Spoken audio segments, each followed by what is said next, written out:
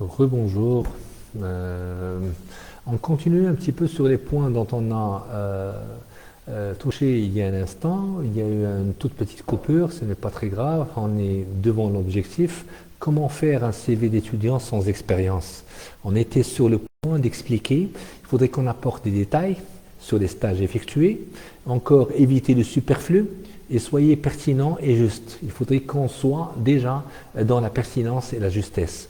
Il faudrait qu'on reste bref et faire tenir le CV sur une page, peut-être sur 2 pages, oui, pour certains qui ont un doctorat, qui ont effectué même les masters encore et les licences, qui ont effectué plusieurs stages, et il y a des données énormes qu'on ne peut pas ne pas écrire déjà. Relisez votre CV, c'est très très demandé, pour éviter les fautes d'orthographe. Il faudrait qu'on les corrige, certainement, non pas avec des correcteurs, mais il faudrait qu'on aille vers la correction directe.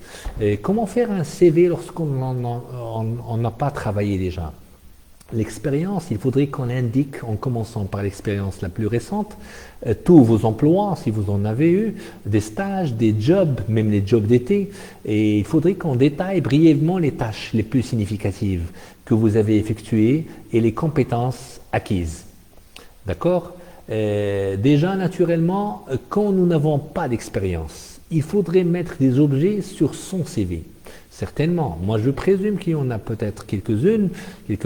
Il faudrait s'exprimer sur les stages. Surtout parler de l'entreprise, le détail sur l'entreprise, un secteur particulier, le définir, le souligner, le nombre d'effectifs, la mission.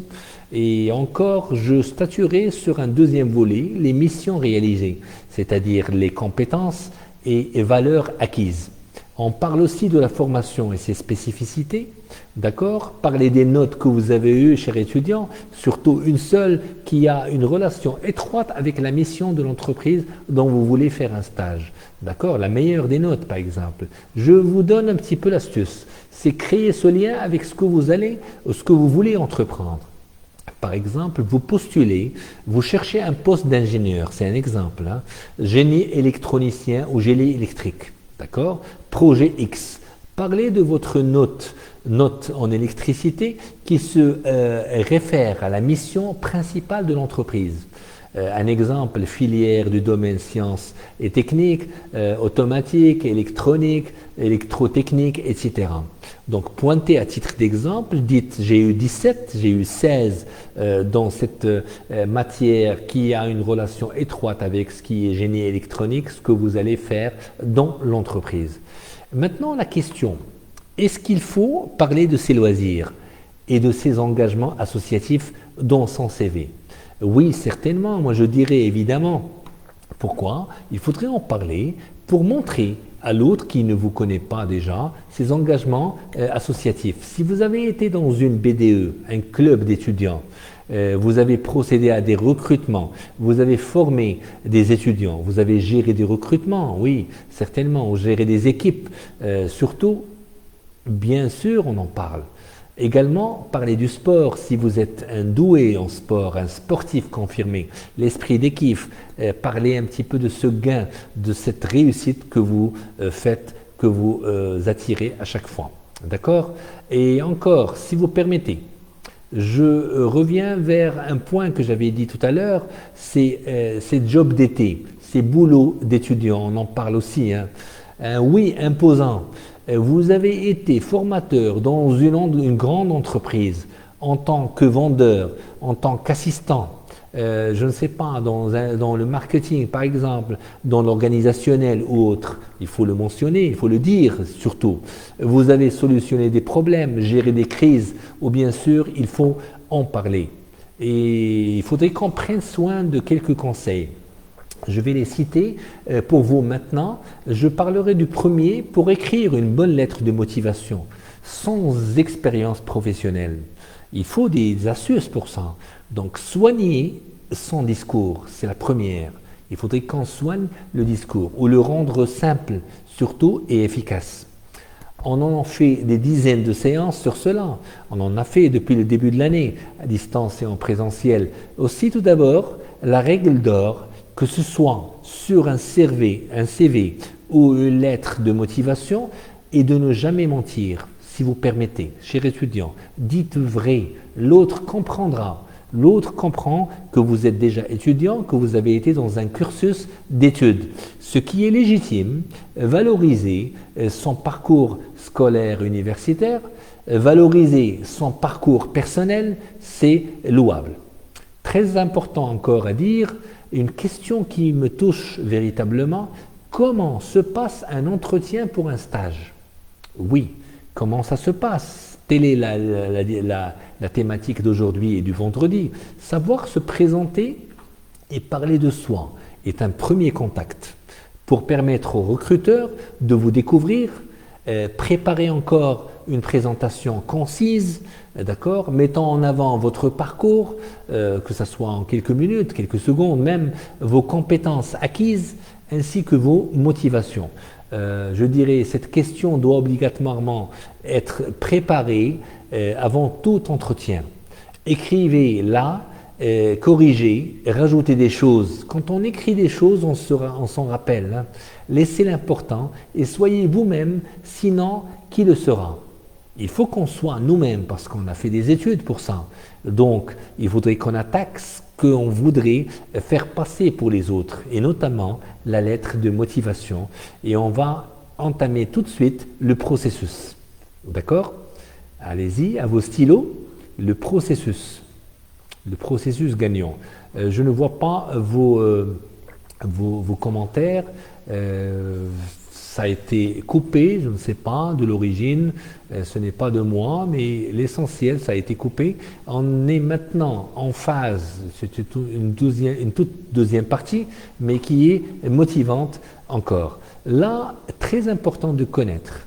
Astuce pour écrire votre lettre de motivation, ce qui est confirmé.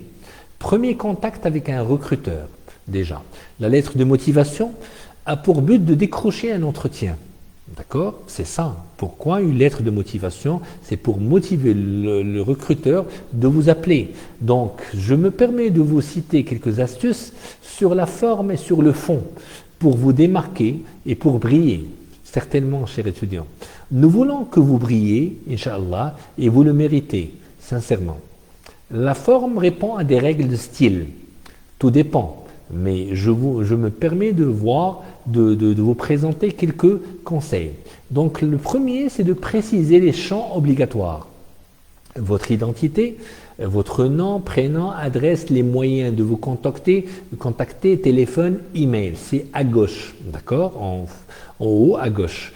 L'identité de votre interlocuteur, à droite, d'accord. Vous envoyez à une entreprise, c'est en haut à droite. Si l'annonce stipule d'envoyer la lettre à une personne précise, vous le mettez. Sinon, adressez-la à cette personne, d'accord? Il faudrait qu'on place les choses comme ça. L'objet, il reprend le titre du poste pour lequel vous postulez et la référence, si je puis dire, de l'annonce, si elle existe, d'accord? Et encore structurer les informations en 3 grandes parties. Donc, il faut qu'on parle de nous, c'est-à-dire vous. Ce paragraphe montre que vous connaissez l'entreprise et que vous avez compris le besoin du recruteur. Dites un petit peu des choses, utilisez le vocabulaire propre au secteur d'activité ou à l'entreprise. Si c'est les assurances, si c'est la mécanique, si c'est autre chose, si c'est l'administration, si c'est la comptabilité, il faut user d'un vocabulaire véritablement pointu. Donc, il y a le vous, on a dit, il y a le moi. Le moi, c'est quoi exactement? C'est en quoi votre profil correspond-il à l'attente du recruteur? Il faudrait qu'on parle un petit peu de nous, valorisant un petit peu ce que nous sommes, le moi surtout. Par des exemples, des références sur moi, à votre parcours, vous valorisez vos compétences par rapport au poste, c'est-à-dire moi et le poste, moi et l'entreprise, moi et l'autre. Donc, soyez positif, du coup, soyez souriant, en utilisant des verbes d'action, je suis, j'ai réalisé, etc. C'est un petit peu des verbes qui sont forts et qui parviennent aux recruteurs. Et il y a le troisième volet, c'est ce qu'on appelle le nous. C'est ce qui est référencé mondialement, reconnu. Le nous, il y a le vous, il y a le moi, il y a le nous.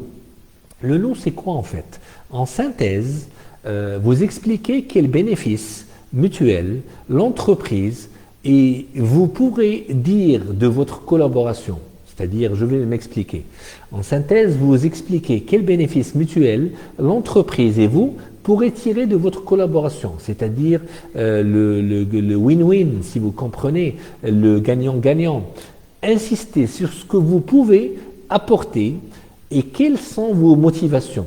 Moi, je pourrais apporter plusieurs choses à cette entreprise. Il faudrait le mentionner maintenant dans la troisième grande partie. Je me permets encore de vous préciser, de vous rappeler qu'il faudrait être poli, correct, courtois et raffiné. Il le faut parce que tout le monde cherche ce style. La lettre de motivation est un exercice de style qui juge votre capacité, le qudra, à écrire une lettre formelle. Donc, si vous écrivez bien, c'est que vous êtes doué en ça. C'est-à-dire, commencez avec un en-tête, madame, monsieur, et finissez avec une formule de politesse. Veuillez agréer, madame, monsieur, etc., etc., mes sincères, mon profond respect, etc.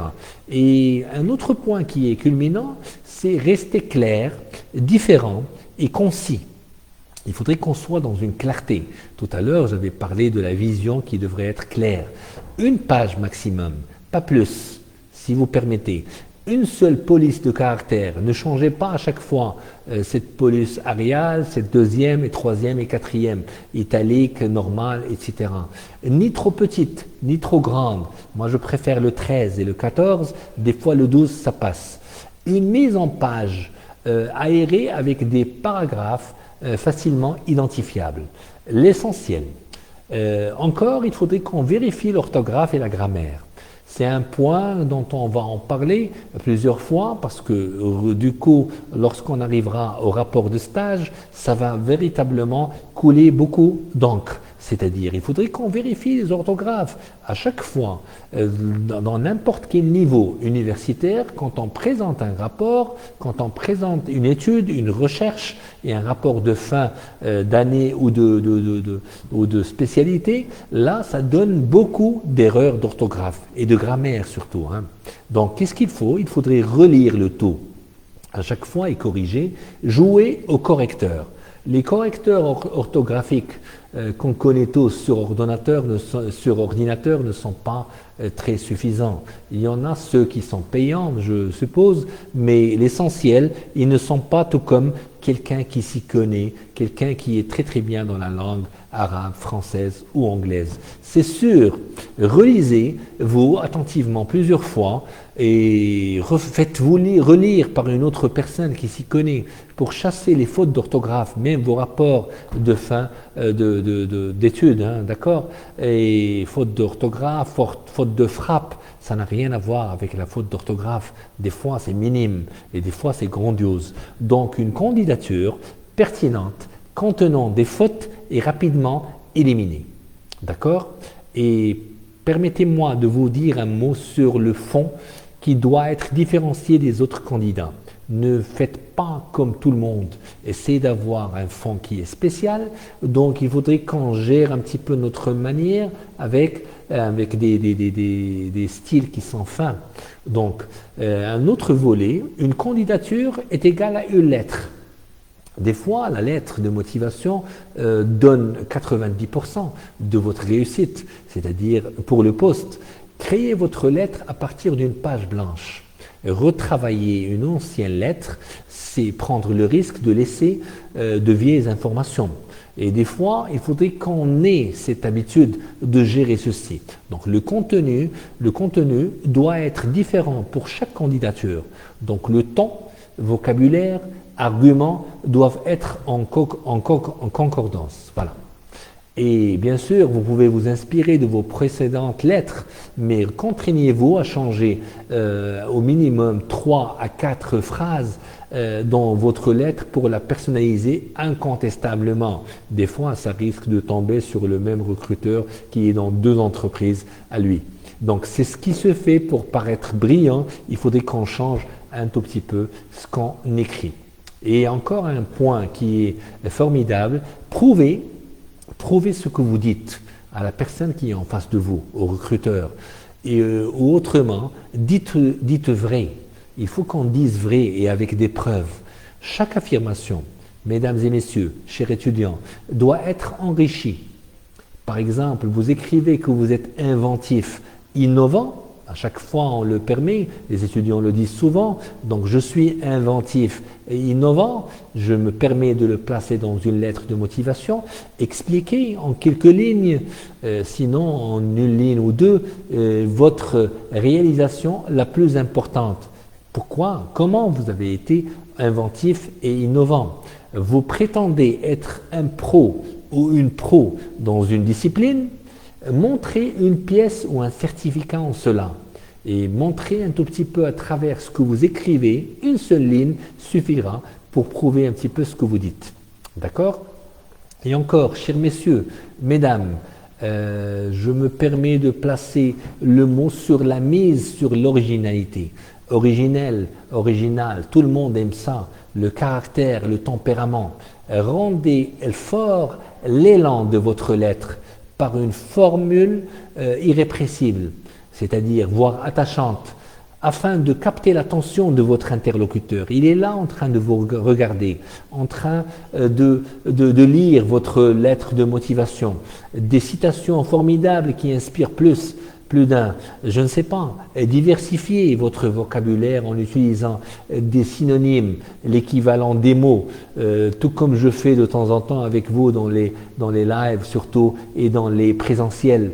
Les recruteurs lisent trop de lettres de candidats et capables, dynamiques et énergiques, ouverts et sérieux, misant sur l'originalité avec ce que vous écrivez comme mots et expressions. Et encore, restant dedans, ne vous écartez pas, ne vous égarez pas. Le recruteur reste recruteur. Il n'est pas votre ami ou proche. Donc ne soyez pas familier avec lui, quoi qu'il vous aide à l'être. D'accord? Il faut conserver de la distance avec votre interlocuteur. Sourire, écoute et sérieux. Écrivez là, écrivez ceci, c'est fondamental. Donc sourire, écoute et sérieux. Sourire, écoute, sérieux. C'est au sourire, écoute, sérieux. Si l'humour peut vous différencier des autres candidats, il peut aussi vous desservir ou défavoriser. C'est émotionnel, moi j'approuve, c'est émotionnel. D'accord? Donc restons dedans et restons sérieux. Tout de même, il faudrait éviter de commettre certaines erreurs. Les erreurs à ne pas commettre, par exemple, critiquer une entreprise ou votre ancienne entreprise, ou critiquer votre école, votre faculté, je ne sais pas, cela donne l'image d'une personne qui a mauvais esprit. Et vous survendre, évitez ceci, évitez de parler trop de vous, inutile de gonfler vos compétences, tout sera vérifié dans l'entretien. Et détaillez encore votre parcours complet, c'est inutile. Pourquoi? Parce que j'ai dit une seule page, on ne peut pas tout écrire sur une seule page. C'est inutile puisque vous joignez votre CV. Et le CV dit beaucoup de choses sur vous, chers étudiants de l'UM5 de Rabat. Êtes-vous le stagiaire idéal? C'est une question pour le recruteur certainement, pas pour moi. Êtes-vous le stagiaire idéal pour le recruteur? Il faut qu'on en parle. Hein. Déjà, vous avez postulé pour un stage et votre CV a retenu l'attention d'un recruteur. D'accord? Comment le convaincre que vous serez le stagiaire idéal? Bien, des astuces pour vous, noble étudiant. لقد تقدمت بطلب للحصول على تدريب داخلي يعني داخل المؤسسة لفتت سيرتك الذاتية انتباه المدير كيف تقنعه أنك ستكون المتدرب المثالي لمدة شهرين مثلا. هذه النصائح إليكم أيها الطلبة الأعزاء، أيتها الطالبات الفاضلات، أيها الحضور الكريم. D'accord, il faudrait qu'on commence par quoi exactement? Simuler ces entretiens d'embauche avec vos proches. Il faudrait qu'on s'entraîne. Déjà, quand vous êtes avec un proche, une sœur, un frère, un ami, un papa, une maman, des fois devant un miroir, des ateliers en petits groupes, c'est bénéfique. Il y a plusieurs professeurs qui font ça déjà pour préparer ces étudiants à la vie active. Entraînez-vous avec votre coach, également avec un proche, un de vos parents, un ami, je suppose. Le proche vous est familier et vous mettra dans une situation de confiance. Les remarques seront aussi plutôt juste et direct, parce que c'est quelqu'un qui vous connaît de près. Vous faites comme ça, vous vous touchez beaucoup, vous avez dit des choses rapidement, il vous met en garde. D'accord? Donc, simulant des entretiens avec des proches. C'est ce qu'on appelle en langue arabe محاكاة مقابلات العمل الخاصة بك مع أحبائك مع أصدقاء مع الوالد مع الوالدة. يعني هي مقابلات عمل وهمية، يعني جديرة بالتناء. يعني أول الأمر ورش عمل في مجموعات صغيرة أو صغيرة مصغرة، ومقابلات يعني فردية. تدرب مع مدربك الوفي، وأيضا مع أحد أفراد أسرتك أو أصدقائك. الوالد نعم، الوالدة كذلك أكيد سيضعك في موضع ثقة.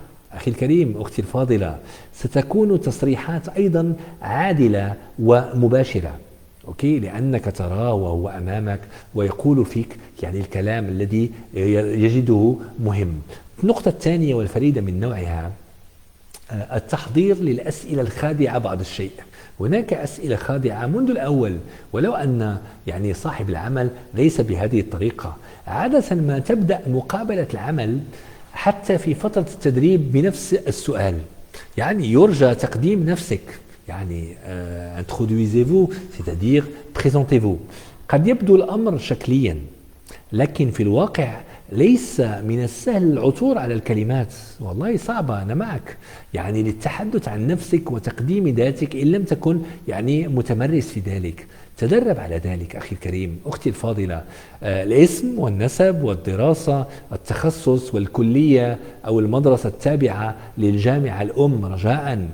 Il faudrait mentionner, il faudrait écrire un petit peu l'université Mohammed V de Rabat. Ne dites pas seulement je relève de la FSJES Suisse, non, ou Agdel.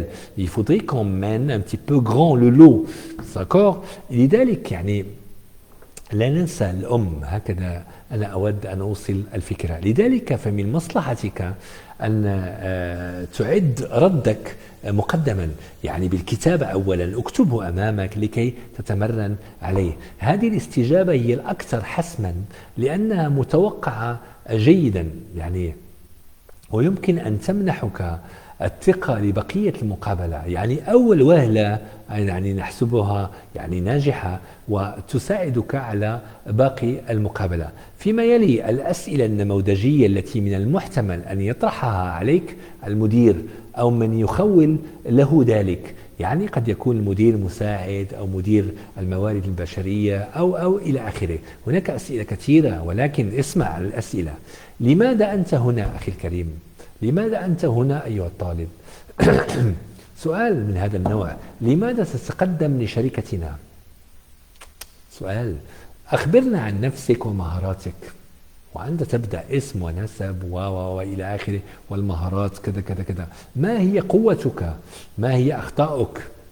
هذا سؤال سمعته على العشرات مرات. كيف يصفك أصدقاؤك؟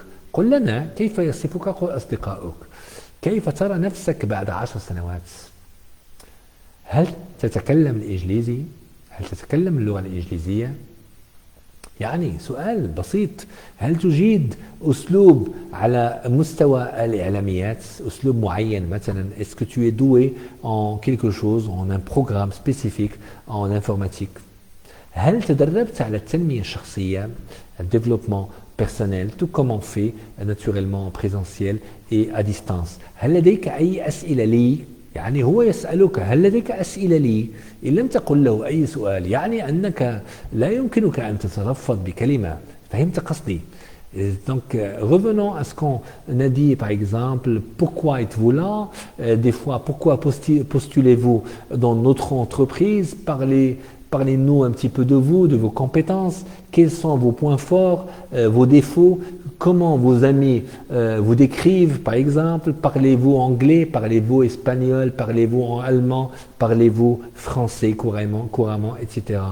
Avez-vous des questions à me poser? C'est une question qui est en forme de question et qui est très c'est louable. Quelqu'un qui est recruteur pourrait vous poser n'importe quelle question. تعرف على الشركة التي تتقدم يعني إليها من الأمور التي يجب تعزيزها. يعني في الواقع من الضروري أن نتعرف على الشركة التي نود أن يعني نطلب تدريب فيها، الحصول على معلومات جيدة عن الشركة. مع ذلك فمن السهل أقول التعرف على أنشطتها وأخبارها يعني عبر الإنترنت، عبر الانترنت إن كنت معهم في أول وهلة. المرشح الذي لم يوثق نفسه يعني بذلك يدل على قلة النضج بين قوسين وقلة المشاركة أو الاستثمار أيضا. يعني هو لن يستثمر وقته في البحث عن يعني ميول الشركة أو أهداف الشركة أو ما تنجزه الشركة لمدة سنوات. أعطيك مثال، أنت مهندس مثلا إعلاميائي أو على وشك إنهاء الدراسة الجامعية، أو حتى أنت يعني فيتور لوغيا مثلا من لا فاكولتي دي سيونس دو رابا، يعني مات انفورماتيك مثال، ثم تود العمل إلى إدارة أو في إدارة معينة. من الضروري أن يكون لديك معلومات عن الآليات التي تعمل بها مديرية الإعلام إعلاميات لدى تلك الإدارة. يعني ابحث تجد يعني بعض المعلومات، بعض البروجيسيال، بعض يعني كيف يعملون وبماذا يعملون. كل هذه الأمور موجودة ويمكنك يعني تحصيلها أو الحصول عليها. نقطة أخرى، أنصحك أن تبقى زين، يعني أن تبقى زين بالفرنسي وبالعربي، يعني ابقى رصين ولبق، ابقى يعني كالم زين. تعرف على كيفية الاسترخاء أمام المدير المقابل. بالطبع يعني القول أسهل بكثير من الفعل، ولكن لكي تكون مقنعا في مقابلة عمل فأنت تعرف بشكل أفضل كيفية وضع الأمور في منظورها الصحيح، التقليل من شأنها وألا تبدو متوترا. يعني غالبا ما يأخذ الطلاب أو الطلبة المقابلة على أنها اختبار، لكنها تبادل مع صاحب العمل، سي ان ايشانج. دونك هي ليست اختبار، ولكن أنا أتعرف عليكم وأنتم تتعرفون يعني عني. يعني إنه مبدأ الفوز، يعني خصوصا إن كنت من جانب الشركة، هو مبدأ الفوز، مبدأك فائز فائز، وستفوز بإذن الله أخي الطيب وأختي الفاضلة. ثم se renseigner sur l'entreprise, j'ai dit, sur laquelle on voudrait, sur laquelle on postule. Déjà, il faudrait connaître des informations sur l'entreprise à travers Internet, à travers des recherches approfondies, c'est-à-dire sur le secteur, beaucoup de choses. Ça montre, c'est révélateur de bonne maturité, de connaître un petit peu les rouages de l'entreprise, la mission, la vision, les objectifs stratégiques, etc. Et tout à l'heure, j'avais parlé de rester zen, savoir se détendre face aux recruteurs, des fois avec un tout petit sourire, et encore attendre qu'on vous questionne. Quand on vous questionne, prenez 4 à 5 secondes pour réfléchir aux 3 à 4, 5 mots de début de votre réponse. Donc bien sûr, c'est beaucoup plus facile à dire qu'à faire, mais il faudrait qu'on s'entraîne déjà sur cela pour apprendre à être nous-mêmes déjà. Donc c'est un échange que j'avais dit gagnant-gagnant, et c'est très très prometteur. De chaque côté, on cherche à savoir si l'on peut travailler ensemble. Oui, moi je cherche à savoir si je pourrais travailler avec vous, chers étudiants. Est-ce que ça marque ou pas? Est-ce que vous êtes dedans? Gardez en tête que les entreprises, oui, ne sont pas là pour briser l'élan d'un étudiant. Au contraire, nous cherchons à mettre les candidats à l'aise pour qu'ils soient eux-mêmes. D'accord? Vous avez compris le sens. Donc, gentillesse oblige, le recruteur reste bienveillant, cordial pour ce faire, pour cela. D'accord؟ نحاول من كلا الجانبين معرفة ما إذا كان بإمكاننا العمل معا، هل يسجل أم لا؟ يعني هل هو يليق لمؤسستنا أو لا يليق؟ ضع في اعتبارك أن الشركات يعني ليست موجودة لكسر زخم الطالب، ولكن يعني على العكس من ذلك هي تحاول أن تريح يعني تريح المرشحين حتى يكونوا هم أنفسهم. يلزم الكثير من اللطف مع الجد. نعم، يظل المدير متعاطفا ووديا مع الطالب أو الطالبة حتى يفهمه ويجمع عنه معلومات. هذا الذي يكون يعني في عالم الشركات غالبا. النقطة الأخرى، il faudrait qu'on soigne son apparence, son entretien. C'est quoi soigner son apparence? Un petit sourire d'abord. Il faudrait s'habiller de sourire. Il est nécessaire de séduire subtilement et montrer que vous méritez votre place. Donc tout langage verbal et non verbal, une poignée de main des fois, un regard probe, une attitude droite, des fois quand vous êtes des mots convaincants sont également déterminants. Empreindre ce qu'on appelle une posture professionnelle, c'est génial depuis votre rentrée en entreprise. يعتني بمقابلتك أخي الكريم أختي الفاضلة ابتسامة بسيطة صغيرة. أولا يجب أن تلبس بابتسامة. Il faudrait qu'on s'habille de sourire. Il faudrait qu'on soit véritablement comme ça. من الضروري الإغواء يعني بمهارة وإظهار أنك تستحق مكانك.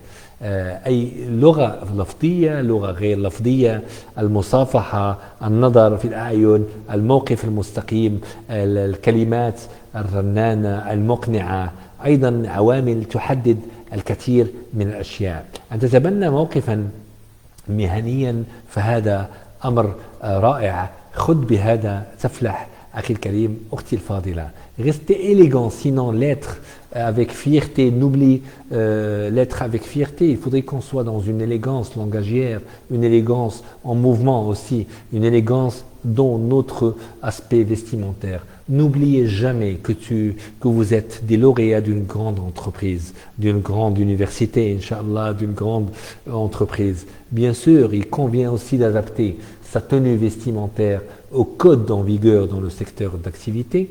Et il faudrait qu'on soit, je ne sais pas, par exemple, quand on est dans une entreprise où il y a des moins de 30 ans, on se permet d'être avec des pantalons et t-shirts, c'est pas très très grave. Mais il faudrait qu'on statue encore sur des postes, sur par exemple, soigner l'apparence pour un poste dans une banque ou une administration ou encore dans une assurance, etc. etc. اترك يعني بدلتك وربطة العنق في الخزانة للحصول على تدريب داخلي في شركة ناشئة، وهذا ما يحبه الشباب اليوم. يعني زملاء لا يتعدى عمرهم 30 سنة. الكثير من الشركات لا تطلب بدلة وإلى آخره، فقط أن تكون نظيفا ومجتهدا.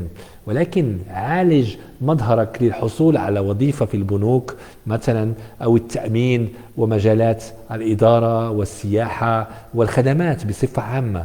هكذا تكون وهكذا نكون كذلك. البس طيب تكون طيبا.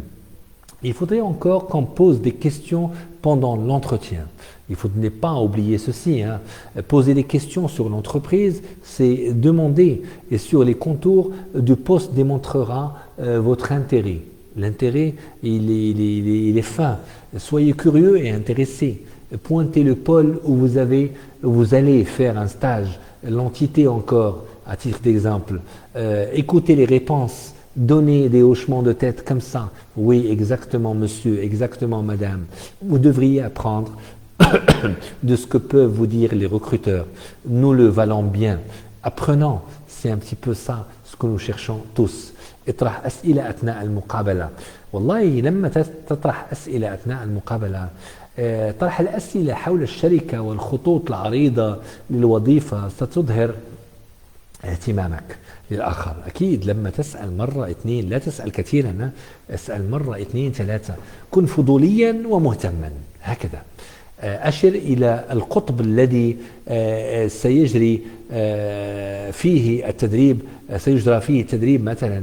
استمع إلى الإجابات برصانة وبطريقة. أشر برأسك يعني un hochement de tête هكذا، يعني نافع لا محالة. يجب أن نتعلم مما يمكن أن يخبرنا به القائمون على التوظيف. نحن نستحق ذلك لنتعلم. أكيد نود أن نتعلم أكثر أكثر أكثر إخوتنا الأعزاء. والآن يعني إن شاء الله سوف نعرج يوم الجمعة على نقطة مهمة للغاية خصوصا في التدريب أو stage. Le stage proprement vécu. On va voir un petit peu le rapport de stage, on va voir un petit peu quelle méthode aborder, comment exceller dans ce rapport et comment montrer qu'on a compris certaines choses et comment l'apprendre déjà, comment se passe un premier jour de stage, un deuxième, un troisième, un quatrième et beaucoup de choses tout comme cela. Il y a des choses qu'on devrait, un scénario, oui, et nous allons présenter un scénario pour un mois ou deux de votre stage, comment vous devriez noter, prendre note pour avoir un rapport de stage efficace et comment ne pas copier des autres rapports de stage tout en étant nous-mêmes dans les mots que nous écrivons parce qu'un rapport de stage c'est essentiel et il faudrait qu'on montre un petit peu, qu'on comprenne déjà et qu'il faudrait qu'on applique certaines normes pour avoir un très très bon rapport de stage. Je vous remercie, excusez ce désagrément, ça a été avec un tout petit blocage, je ne sais pas, nous avons un Wi-Fi extraordinaire ici, on ne peut pas questionner sur le mensuel. Je n'ai pas compris la question. L'entraînement est un besoin dans tous les domaines de la vie. Merci UM5, merci coach. À vous Lella, Mariam, merci beaucoup. Massa al-Anwar, Mariam, Nuzha. On ne peut pas questionner sur le mensuel. C'est-à-dire, je n'ai pas compris, on ne peut pas questionner sur le mensuel. Tout à l'heure, il y avait les questions qui n'apparaissaient pas. Il y avait, je ne sais pas, il y avait un écran qui était figé et du coup, je viens de voir tout de suite ce que vous avez écrit. Donc, on ne peut pas questionner sur le mensuel. Bien sûr, le salaire, oui, d'accord. Ça, c'est une question qu'on va aborder dans le recrutement. Mais pour les stages, il y a des stages qui sont rémunérés et on ne demande pas du premier coup. Déjà, on n'est pas recruté, on n'est pas dans un stage. On postule pour un stage, donc du coup, on ne peut pas demander ça par écrit. Mais du coup, quand on est devant le recruteur, on pourrait, est-ce qu'il y aurait une possibilité de faire ça ou ça, etc. Lorsque l'embaucheur me demande, est-ce que vous avez des questions? Est-ce qu'on ne peut pas poser la question à propos du salaire? Oui, du coup, quand vous êtes déjà lauréate et que vous avez postulé pour un poste et que vous avez été dans une entreprise et que vous êtes sorti de cette entreprise et vous cherchez un deuxième poste. D'accord? Là, c'est permis de demander. Et on va le voir, Inch'Allah, la semaine prochaine, parce que nous avons 3 thématiques en or qui ont été choisies par l'université, certainement. Et ça va parler du recrutement, de l'embauche et de comment gérer l'entretien et beaucoup de choses de ce genre-là. D'accord? Merci beaucoup. Ça a été un bonheur de vous revoir. Moi, je ne vois personne, mais ça a été un bonheur d'être avec vous aujourd'hui. Excusez ce petit désagrément qui a été ce petit hic. Et ce n'est pas très très grave. Le vendredi, on sera parfait, Inch'Allah. Merci beaucoup et à la prochaine, Inch'Allah. Salam alaikum.